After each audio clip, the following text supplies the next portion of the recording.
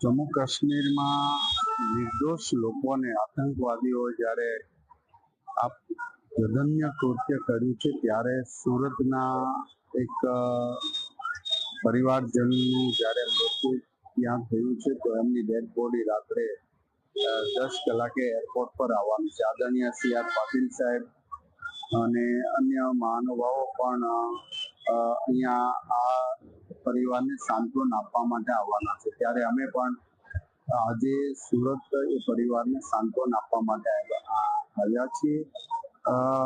તમામ મૃતક પરિવારજનોને હૃદયથી એમને અમે સાંત્વના પાઠવીએ છીએ અને હૃદયપૂર્વકની મૃતકોને શ્રદ્ધાંજલિ પાઠવીએ.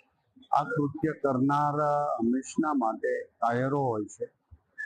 ધર્મના નામે જ્યારે પૂરી દુનિયામાં આતંકવાદ ફેલાવનારા આવા તત્વોનો હંમેશના માટે સફાયો થશે અને એ કરવા માટે સરકાર તો નિર્ણય લેશે, પણ આ માનવીયતા વિરુદ્ધનું કૃત્ય છે. આ કૃત્યને કોઈ પણ સંજોગોમાં બક્ષવામાં ન જવું જોઈએ.